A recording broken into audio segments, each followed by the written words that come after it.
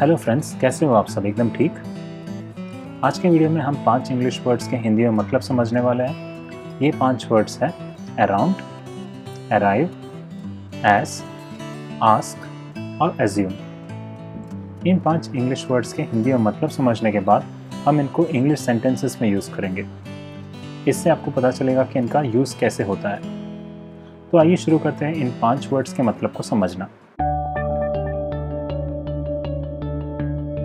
तो फ्रेंड्स, आज का पहला शब्द जिसका हम हिंदी में मतलब समझने वाले हैं वो है अराउंड। अराउंड का हिंदी में मतलब होता है घूमना। तो अगर सपोज आपको ऐसा कहना है कि घूमना है या घुमा, तो उस केस में आप अराउंड शब्द का यूज़ कर सकते हो। आइए इसके कुछ सेंटेंसेस देख लेते हैं। ही टर्न्ड अराउंड, इसका मतलब है कि वो घूम गया। तो सपोज आप चल रहे हो और कोई पर्सन पीछे घूम रहा हो, तो उसको हम इस तरह से इंग्लिश में बोल सकते हैं, ही टर्न्ड अराउंड, वो घूम गया। दूसरा example, he turned around to face her. इसका ये मतलब है कि वो उसका सामना करने के लिए घूम गया। अक्सर हम जब घूमते हैं तो किसी को हम सामना करने या फेस करने के लिए घूमते हैं, तो यहाँ पर वही कहा गया है इंग्लिश में कि he turned around to face her, वो उसको सामना करने के लिए घूम गया। तीसरा example, she turned around suddenly. इसका ये मतलब है कि वो अचानक से घूम गई। तो सपोज आप चल रहे हो धीरे धीरे और अचानक से आगे का कोई पर्सन अगर अचानक से घूम जाता है, तो वहाँ पर ये सेंटेंस आप बोल सकते हो, शी टर्न्ड अराउंड सडनली।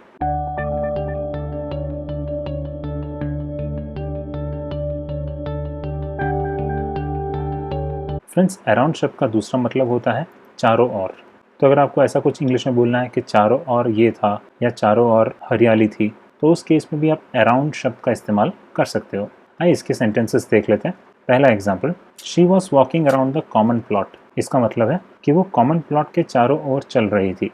तो अक्सर होता है ऐसा कि जब आप फ्लैट्स में रहते हैं या अपार्टमेंट्स में रहते हैं, तो एक कॉमन प्लॉट होता है, उसके चारों तरफ लोग चल सकते हैं, राइट। तो उस केस में आप बोल सकते हो शी वॉज वॉकिंग, वो चल रही थी। तो कहाँ चल रही थी? प्लॉट के चारों तरफ। दूसरा example, mountains toward all around the lake. इसका ये मतलब है कि तालाब पर्वतों से चारों ओर घिरा था। अब लेक का मतलब होता है तालाब और माउंटेन्स का मतलब होता है पर्वत। तो यहाँ ऐसे लिखा है, तालाब के चारों तरफ या चारों ओर पर्वत थे। तीसरा example, a crowd of people gathered around the speaker.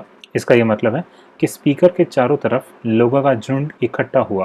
तो ऐसा अक्सर होता है, आप देखते भी हो कि कोई बंदा अगर अच्छी तरह बोल रहा हो तो उसके चारों तरफ लोग घेर लेते हैं उसको या इकट्ठा हो जाते हैं।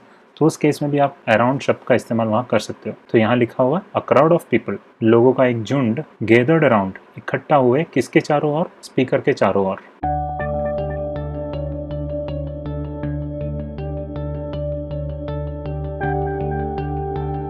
फ्रेंड्स, अराउंड शब्द का तीसरा मतलब होता है आसपास। तो अगर आपको ऐसा कुछ बोलना है कि मैं आसपास घूम रहा था या आसपास देख रहा था, तो उस केस में भी आप अराउंड शब्द का इस्तेमाल कर सकते हो। तो आइए इसके कुछ सेंटेंसेस देख लेते हैं। शी लुक्ड अराउंड, इसका मतलब है कि उसने आसपास देखा। दूसरा एग्जाम्पल, दे वॉकड अराउंड। इसका मतलब वे आसपास चलने गए। आसपास कोई जब चलने जाता है तो आप ये सेंटेंस उनके लिए बोल सकते हो, दे वॉकड अराउंड। तीसरा example, I am just looking around. इसका मतलब है कि मैं बस आसपास देख रहा हूँ।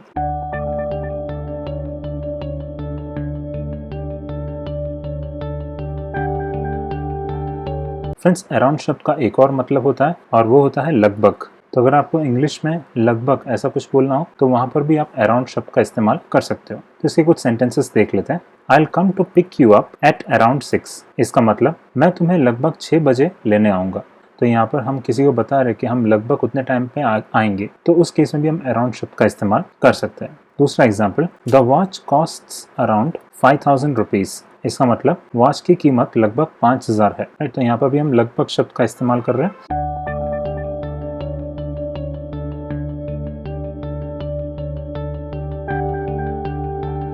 फ्रेंड्स, आज का दूसरा शब्द जिसका हम हिंदी में मतलब समझने वाले वो है अराइव। अराइव का हिंदी में मतलब होता है पहुंचना। तो कोई अगर कोई जगह पहुंचता है तो वहां पर हम अराइव शब्द का इस्तेमाल करते हैं। पहला example, Tom will arrive at 6। इसका मतलब कि टॉम 6 बजे पहुंचेगा। अगर हम ऐसा किसी को बोलना चाहते हैं कि टॉम कहीं पर कोई टाइम पर पहुंचेगा, तो हम इस तरह से उसको बोल सकते हैं, टॉम विल अराइव एट 6। दूसरा एग्जाम्पल, टॉम हैज अराइव्ड, मतलब टॉम पहुंच गया है या टॉम पहुंच चुका है। तीसरा example, we have arrived at the airport, मतलब हम एयरपोर्ट पहुंच गए हैं। तो पहुंचना के लिए अराइव शब्द का इस्तेमाल होता है।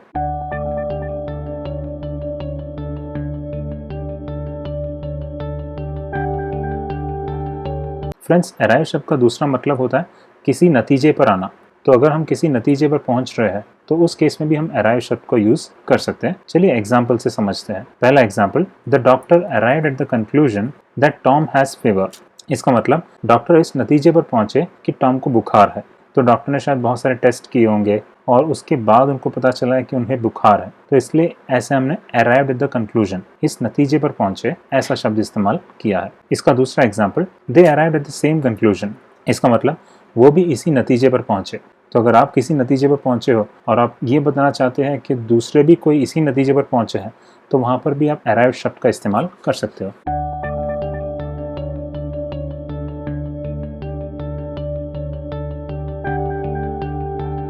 फ्रेंड्स, अराइव शब्द का तीसरा मतलब होता है होना या आना। तो जब कोई चीज़ होता है या जब कोई चीज़ आता है तो वहाँ पर भी हम अराइव शब्द का इस्तेमाल करते हैं। इसके एग्जाम्पल्स देखते हैं। We will be in touch with them when the time arrives. तो इसका ये मतलब है कि जब समय आएगा तब हम उनके साथ टच में होंगे। तो यहाँ पर समय के आने या समय के होने पर ज़्यादा जोर डाला गया है, तो उस केस में हमने अराइव शब्द का इस्तेमाल किया है, दैट इज टाइम अराइव्स। जब वो समय आएगा तब हम उनके साथ टच में होंगे।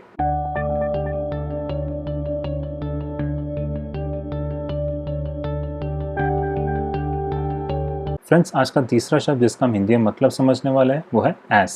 एस का हिंदी में मतलब होता है जैसा। तो अगर हमें जैसा शब्द इंग्लिश में यूज करना है तो वहां पर हम एस शब्द बोलेंगे। इसका एग्जाम्पल देख लेते हैं। पहला example, do as he tells you. इसका ये मतलब है वो जैसा कहे वैसा करो। डू यानी करो, एज ही टेल्स यू, जैसा वो कहे। दूसरा example, we sang as we walked. इसका मतलब हम जैसे चलते गए वैसे गाते गए। तो यहाँ पर भी एज शब्द का यूज किया हुआ है, जैसे हम चलते गए वैसे हम गाते गए। इसका तीसरा example, it was just as I thought. इसका मतलब जैसा मैंने सोचा वैसे ही था। तो जब आपको ऐसा कुछ बोलना है जैसा मैंने सोचा था वैसे ही था, तो वहां पर भी आप एज शब्द का यूज कर सकते हैं।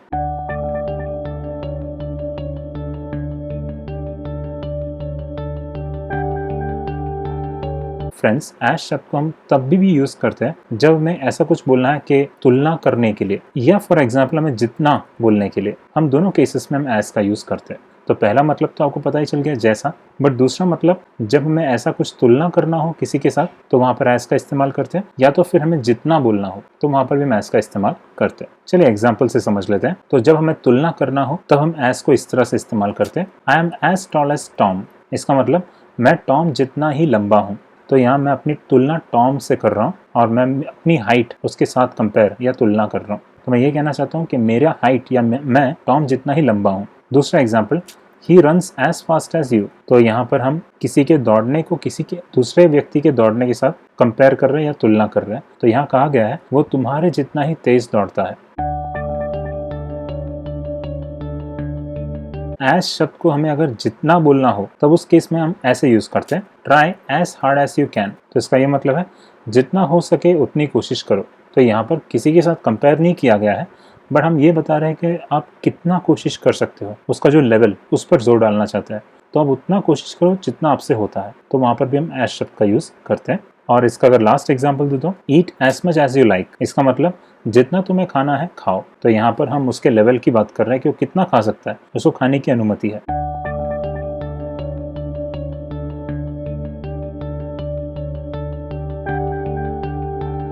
फ्रेंड्स, आज का चौथा शब्द जिसका हम हिंदी में मतलब समझने वाला है वो है आस्क। आस्क का हिंदी में मतलब होता है पूछना। तो जब हमें किसी से कोई चीज़ पूछनी हो तो वहाँ पर हम आस्क शब्द का इस्तेमाल करते हैं। आइए इसके एग्जाम्पल्स देख लेते हैं।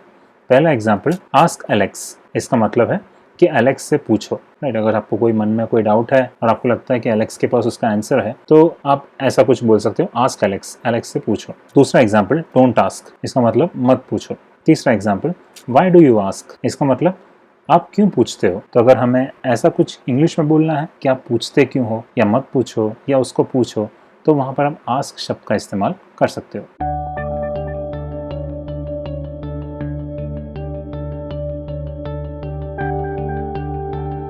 आस्क शब्द का दूसरा भी एक इस्तेमाल होता है। ये तब इस्तेमाल होता है जब हमें कोई चीज़ मांगना हो। तो जब हमें कोई चीज़ मांगनी हो तो वहाँ पर हम आस्क शब्द का इस्तेमाल भी कर सकते हैं। एग्जाम्पल के तौर पे don't ask me for money, इसका मतलब मुझसे पैसों के लिए मत पूछो या मुझसे पैसे मत मांगो। तो अगर हम किससे बोल रहे हैं मुझसे पैसों के लिए मत पूछो, तो हम उसको इनडायरेक्टली यही बता रहे हैं कि मुझसे पैसे मत मांगो। तो आस्क हम मांगने के लिए भी इस्तेमाल करते हैं। इसका दूसरा example, you can ask Tom for help. इसका ये मतलब है कि आप टॉम से मदद के लिए पूछ सकते हो या आप टॉम से मदद मांग सकते हो। दोनों सेंटेंसेस जायज है। इसका तीसरा example, he came to ask us to help him. इसका मतलब वो हमसे मदद मांगने आया था, ask us to help him.